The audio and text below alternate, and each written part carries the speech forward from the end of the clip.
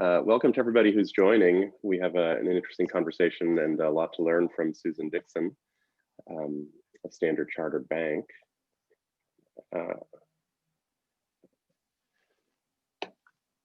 So maybe we'll get started, Suzan. We have today, I think, a topic that's on the minds of everybody who's looking after companies or looking after their workforces about resilience and recovery and how you guys are handling it. Suzan, around the world, Standard Chartered Bank is one of the biggest banks in the world. I think you're in 70 countries, more than 100,000 staff. It's amazing to have you. I think we have a lot to learn from you, and I'm pleased that you're willing to share a bit from your perch as the head of workplace for well, I guess two of your biggest regions for Europe and America at Standard Chartered Bank. I'm thrilled to have you here. And maybe as we get started, you can tell us a little bit about what that role used to mean and what it means now. What's the scope of the different obligations you have at Standard Chartered? Sure. I mean, first of all, Amol, thank you for having me here. It's really a pleasure, and obviously we all, I'm sure most of the folks on the call are kind of trying to maneuver through everything that this pandemic has thrown at us. But yes, so I've been in the corporate real estate world for the last 15 years, but I've never seen anything like this, right? So it's still, we are kind of learning as we go. So within SEB, I'm really responsible for workplace strategy, so driving the workplace strategy. I oversee a portfolio of projects, and really around the whole facilities and governance related activity. That's my role really. Our big focus has been around the safe return of our folks to the office, so really in informing policies and processes. Again, a big thing that we're working on is the future workplace and what it means in the future. So we also are looking at a lot of change with our in-flight projects. So there's projects that have been happening in the background while the pandemic is kind of unraveled itself on us. We're kind of taking advantage of the situation also so that we kind of fast forwarding some of it. And we have a big focus within Standard Chartered Bank for staff well-being. Obviously, workplace experience is a big piece, and even a lot on sustainability. But that's really the overall portfolio of what within workplace what I'm doing. Historically, I guess that role, the focus would be, hey, we need a new location, we need to change it. We need to think about what experience we want to create for our staff. We need to design it, build it. It's something of a transactional and construction-minded set of duties, is it? Or have you thought of it always as very closely linked to HR? Because I guess these days, you must be very closely linked with the human resources part of the organization and really focused on things like employee well-being and just engagement, right? I mean, it's front and center suddenly. Tell me a little bit about the contrast of what you were worried about front and center a year ago at this time and then these last few months. It's quite interesting that you asked that question, Amol, because I mean, I'd like to, in fact, I feel privileged also to be part of the bank, but Standard Chartered Bank has been quite ahead in their thinking. And what I mean by that is, I mean, we have had workplace experience pretty much ingrained in the way we function within the property world. But on that note, we do have that close connection with HR, but also it's driving the experience from a human front. So what I mean by that, we have this things like leaseman surveys and, like really understanding what people want from their workplace. So we have already been doing that for a while. It's not new for us. But what the crisis has helped us achieve is really understand what needs to change, like having that option now to work from home. We know folks can work from home. So now this has made it very real. So our mindset in terms of just using the office and activity-based working solutions, it's kind of enhanced exponentially. So it's shifted from that aspect. But in terms of the workplace experience, it has been key for quite a few years now. So I think it just kind of helps us kind of really be on the front end with it. Let's talk a little bit about the last 7 months. I mean, when you talk about employee experience as one of your big duties. How are you? I mean, you don't have a lot of tools if no one's in your workplace, right? I mean, you must be asking people questions, finding out how they feel, seeing certain kinds of problems and things that you need to try to address. And you're working with a limited tool set as long as you don't have folks able to come into the office. And I wonder if you've found a way to expand that map, or if you're hunkering down and just preparing, all right, it's when we return that I need to be able to make some changes and adapt to how people are working. So we've again taken a twofold. Obviously, right now there's, I mean, what we, as part of our crisis management directive, we still have our offices open. It's not closed. It just means our directive has been, if you can work from home, please do. You know, but if you can't, as part of your well-being, we are keeping the offices open, and we are supporting the staff. So we still have all the pandemic-related protocols, you know, in terms of social distancing, wearing face masks, all those kind of things. But what we are also doing is supporting staff when it comes to working from home, and really planning it around that.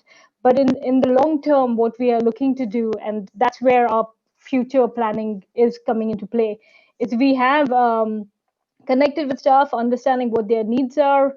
Again, we're going to look at balancing the whole working from home, working from the office, near home solutions. So we are kind of, that is our workplace strategy now. That's where we're going to drive the change. So for this period, as much as possible, I guess, you've had your offices officially open. And that's based on the intuition that some people really need to be able to come in. But your occupancy numbers, your utilization numbers, I guess they must vary by the different geographies that you're looking after. So I'm interested to hear that a little bit. And also, what kind, you know, what types of workers are the ones who want to be in? Is it a thing about demographics, or is it something about the work they're doing?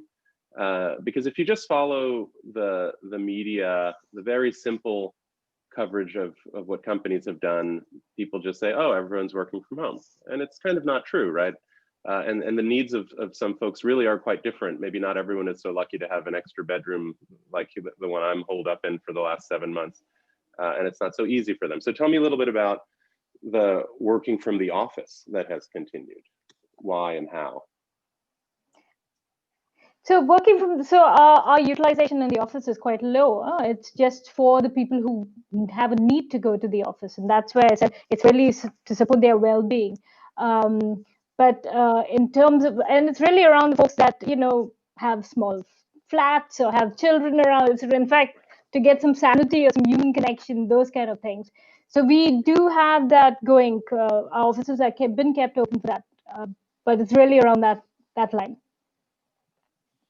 So let's talk a little bit then about the projects you had in mind that maybe were part of the very progressive approach you've been planning, but now you're starting to accelerate them, and which ones maybe are consistent with that thinking and which ones might be new. For example, I bet you had already gotten over the idea of the open workplace, and maybe even activity-based working as a design concept was starting to evolve in your newer locations.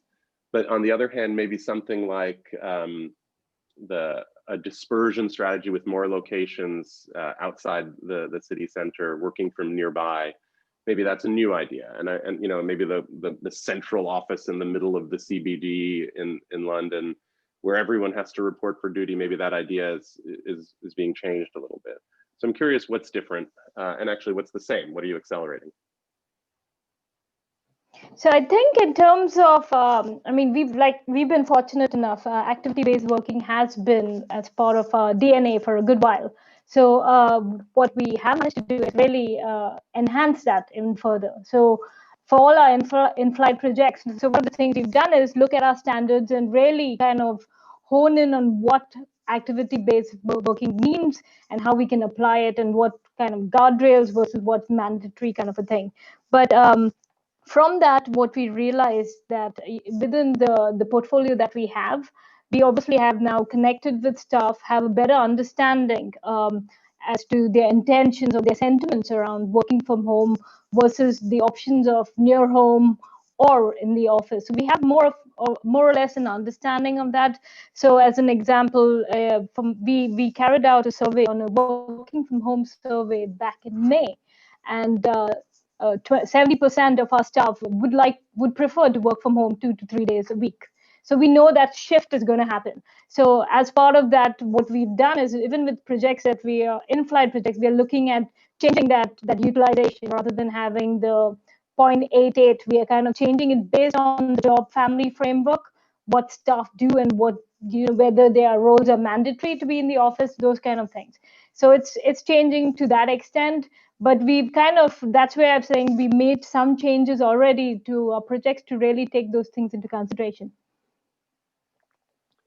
So the gearing ratio, you said 0.88. I suppose that's your number. You would plan for 88% of the total location staff to be in office on an average day, which probably, if you were planning that way, was pre-pandemic time. Yeah, that was pre-pandemic time. Yeah, and when you're at a number that high, you're probably thinking dedicated seating for folks. People are doing a lot of just core work, concentrated work on those days that they're in the office. A certain percentage of that time is collaborative or in some of these meeting spaces or open spaces. One of the functions perhaps of being in the office, but only one, is interdepartmental or interpersonal connections being formed.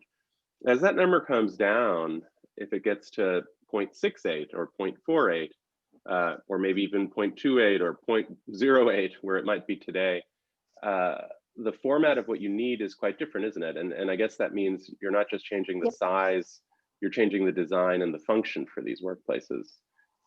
Maybe you can talk to me a little bit about what's the job of the workplace when only half of the people will be there on a given day.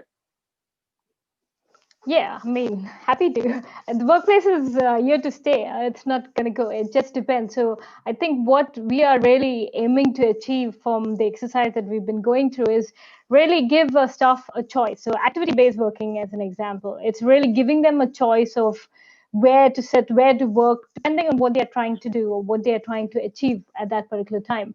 But also now with the whole options of working from home, near home, those kind of solutions, is really kind of trying to find a way to make it seamless for them. So they're not really thinking of how to connect, and really as soon as they go, they have the same experience going in any of those places. So those are the kind of things that we're trying to achieve as a result.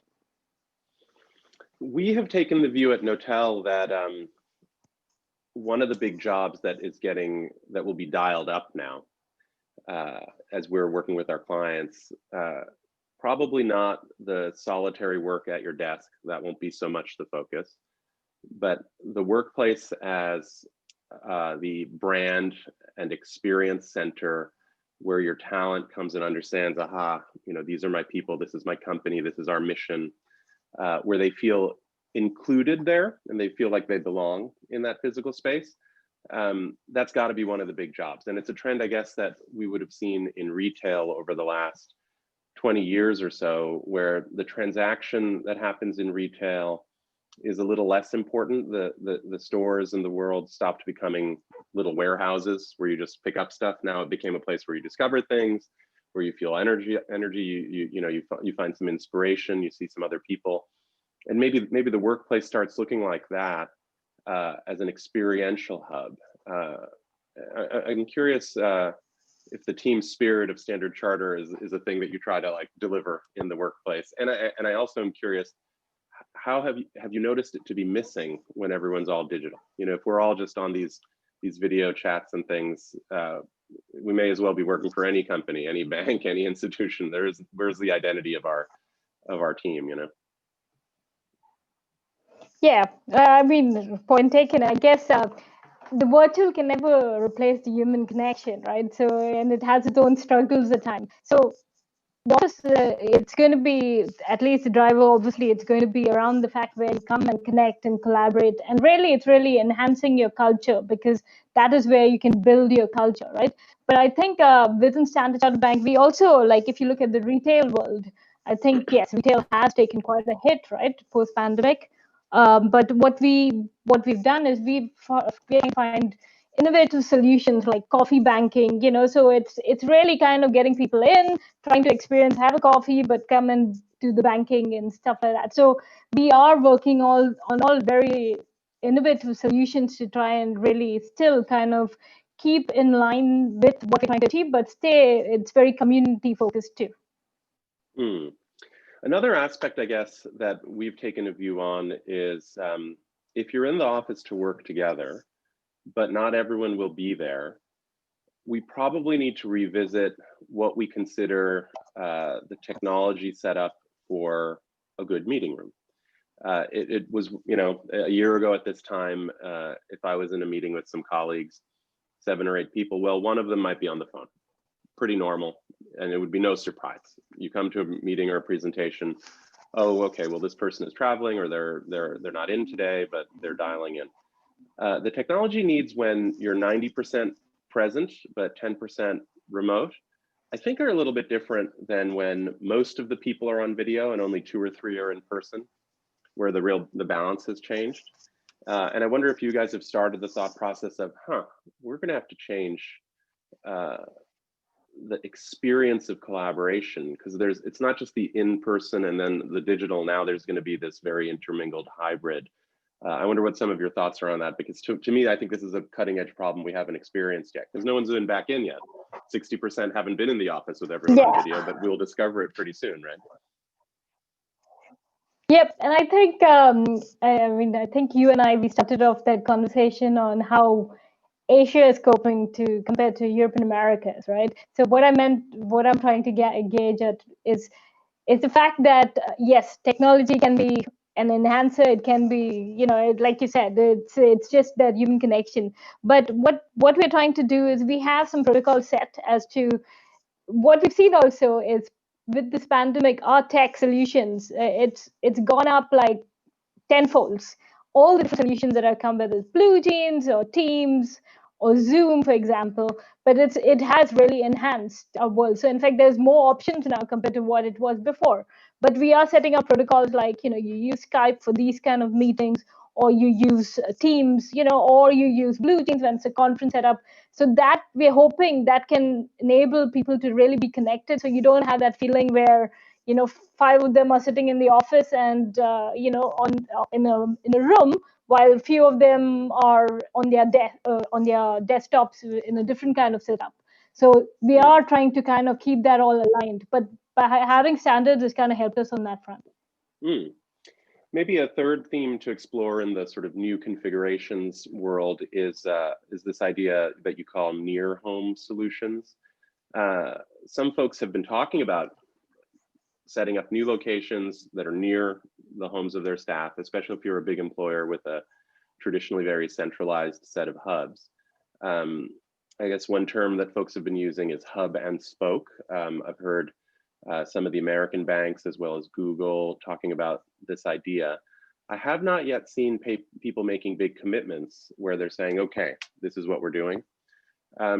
It sounds like you guys are thinking about it too, and I wonder, how are you thinking about it? Pluses, minuses, timeline? How would you gather the facts to really decide that you should explore a strategy like that? Because that means new spaces, maybe more spaces. Yeah, so we are looking at near home, obviously, and the way we looked at it, I think 2 key locations has been London, UK, and in America, it's in New York and New Jersey. And the thinking really behind that is to find a solution which staff, because they have longer commute to get into the city, and again, public transport is a very questionable solution right now. So really looking at solutions where they can get from their homes to a certain place, whether it's for printing or collaboration, right? That there are other team members that they can connect with, and they live in that kind of, that radius of the location.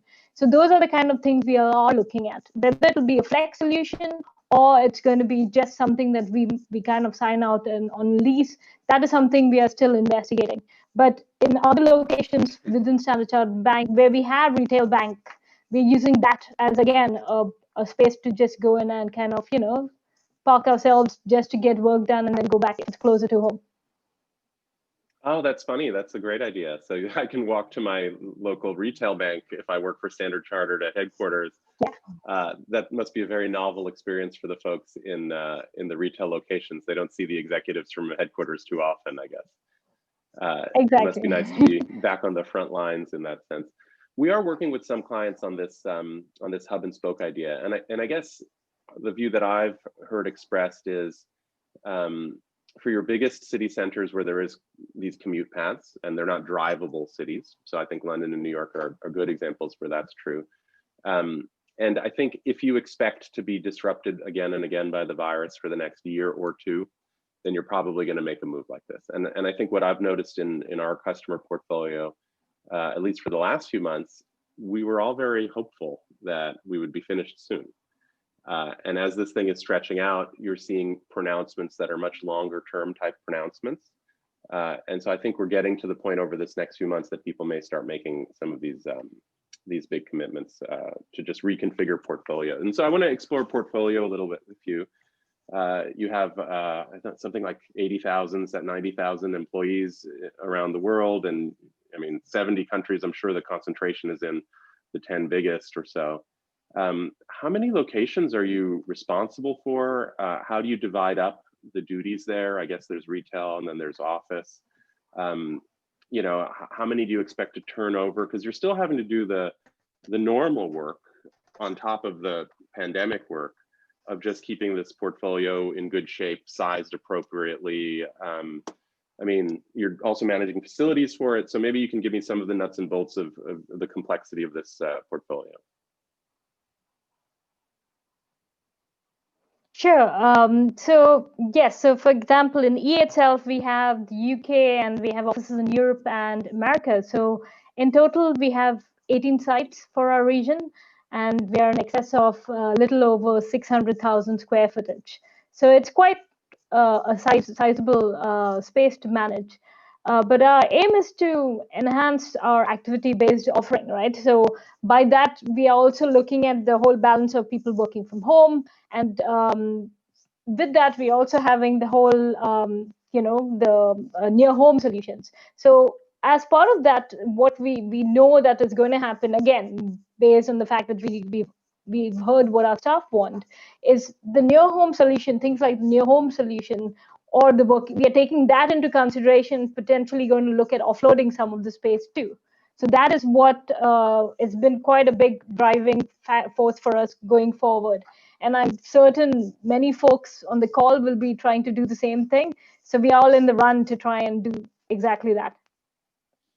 And is the same rebalancing of portfolio something that's underway with the retail locations for the branch banks? Is it the sort of thing that there's been a long-term shift in what you try to accomplish in those locations, plus now on top of it, consumer behavior has changed during this year? I mean, you know, I do go to the bank from time to time, but you know, the same way a lot of retail experiences have changed during this crisis. I think my banking experience is a little bit different now, and so I'm curious about how your strategy expresses itself there. So fortunately for Europe and Americas, we just have the Falkland Islands where we have a retail branch. Otherwise, we don't have. So we are the luckier ones on that front.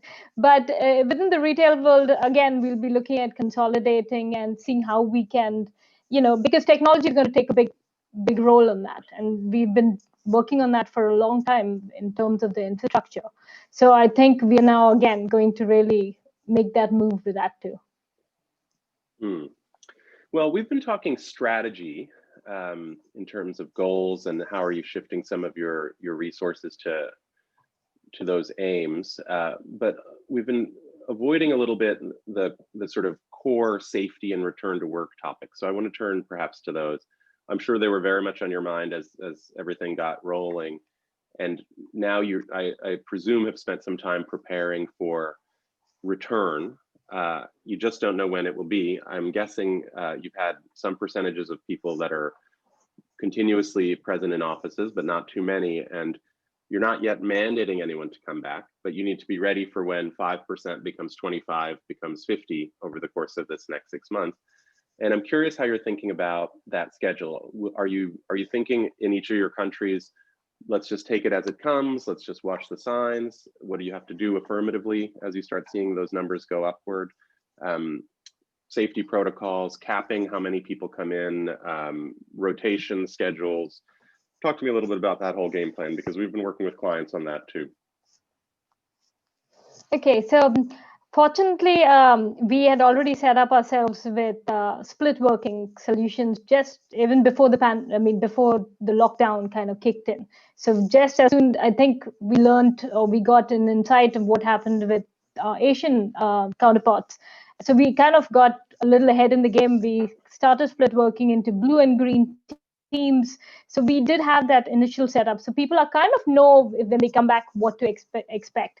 So at all our sites, we ensure we apply all our local government guidelines. So we ensure that those protocols are followed. So whether it's social distancing or contact tracing, all those kind of things. But more importantly, globally, we have set up strict safety protocols. So we have things like one-way traffic system in all our spaces. We have enhanced cleaning regimes. Where possible, we've got touchless solutions, whether it is, antibacterial sanitizers or soap dispensers, those kind of things. I know they are small, but they really, in today's day, what's happening, it kind of is really valid. So we do have face masks, for example, worn throughout the office when anybody gets away from their desk, from their workstations. If they're away from their workstation, they use face masks. Again, social distancing signage is throughout the office. We've had lots of communication on our internet, on our bridge page. We even have videos at every location on how to safely get back to the office and what to expect. So we've done quite a lot in trying to ensure that people know what to expect when they come back. And obviously, we do have our offices open, but what we are doing is monitoring the usage, right? So accordingly, we'll make a shift if things because we have that social distancing, blue and green. So you know that when you get to the office, nobody's going to sit side of you. Again, meeting rooms, we have reduced occupancy and stuff like that. Yeah, the tracking and monitoring of utilization, it's kind of tricky. I guess in the old days, people would use access cards and badges for how many folks came into the building on a given day. And you wouldn't really see that data in real time. Often you would just do a study, maybe once a year, just to sort of check on activity levels. The present situation, I guess, you want to be able to pull that data more frequently. The way that we run our access controls for many of our clients, you're able to take logs and see utilization from those access control systems, the badges and whatnot. But that doesn't quite do everything for you, right? I mean, a couple of the problems we're trying to help our clients with, I'm curious if you're facing them. One is, in the case that there is an incident, someone has the virus or turns out to test positive the next day or something, you'd like to know who else was there that day in order to notify folks. And that's not always so easy if it's a bigger environment. If it's just a group of 20, 30 people, okay, you all know each other, but if there's 100 or more people, you may not know who was there. That's one issue. And then a related issue that we've rolled out a little bit of software to help our clients with is to know who will be there tomorrow, both to manage occupancy levels, but also just to create some feeling of like, oh, okay, well, if Susan's going to be in tomorrow, why don't I just go tomorrow instead of the other day? And so I'm curious about have you acquired some tools or built some tools to try to keep track of all these more nuanced things than simply, the number of people that were there last week? Yeah, so good question, Amol. So we are rolling out a desk booking solution, and really around the fact that if I ever want to go to the office, it's just an app or it's on the portal, those kind of things, where you can just book and then see first of all availability and then book it. And this is for long-term planning, right? This is not just for post-pandemic for people to return, because we are shifting on what are in terms of how much space we're going to keep hold of. again, supporting folks working from home. So we are going to look at rolling out, in fact, it's literally proof of concept is currently being run on, but a desk booking solution to know who's going to sit side of you. Again, as part of processes, we will have sensors. All this is going to be part of the retrofit that we are working on. So yeah, a lot going on in that space. Obviously, space utilization will form part of that. Have you gone so far as to plan for incident response? I guess in the first few weeks of the crisis, we were trying to help our clients. If there was someone who might have been exposed or someone who had tested positive, offices weren't all closed yet in the very beginning. Once they were closed, now at least you don't have to worry, okay, what happens if one of my colleagues tests positive, because most of them were not coming in. As the numbers start coming up, perhaps you thought that the company has some role to play also in maybe doing contact tracing or monitoring of potential breakouts. Is that something that's on your mind, or are you working with local authorities to track that? Yeah, I mean, we're working with local authority and we have the whole contact tracing apps and things like that. But we are looking to, I mean, visitor management as a solution. So even if visitors come, we want to ensure we have something in place that captures the whole portfolio. So we are, again, introducing technology around that.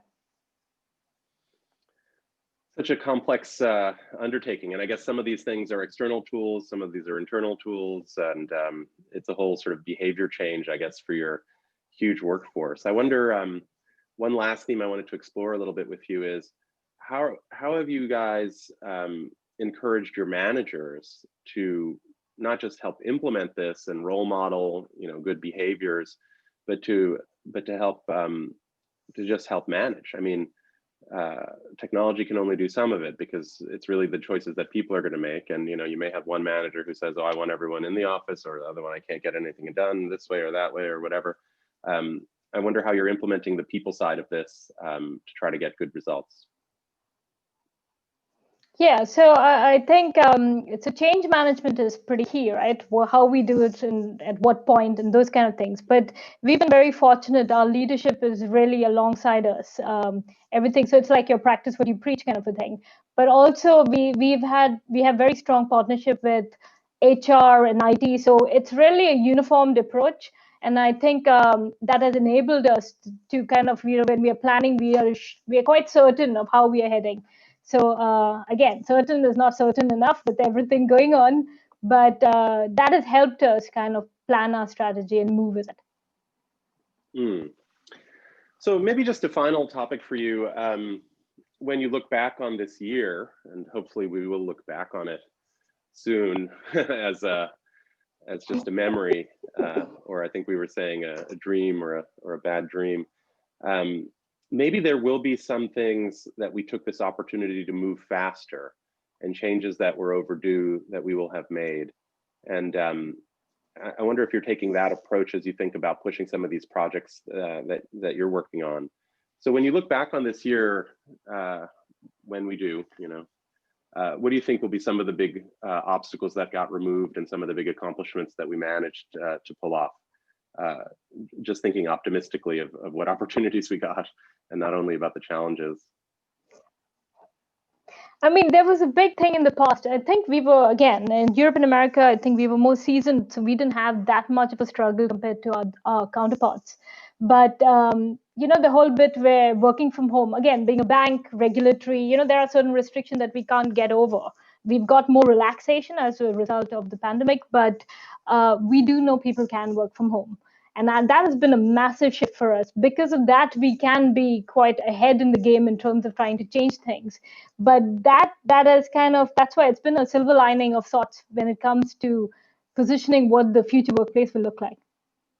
Yeah, it's such an optimistic note, I guess. We cracked a few boundaries, didn't we? We may find ourselves with a more agile and flexible way of working as we get to the other side of this. Suzan, it's been a pleasure having you. I've learned a lot about how to manage such a sprawling operation. I'm sure those who tuned in will want to not only share their notes, but also share the recording that we'll post on the Knotel website of our conversation here. And so thanks again It's been really a pleasure talking with you. Very welcome. Thank you, Amol. It was really good talking to you too. Bye. Bye-bye.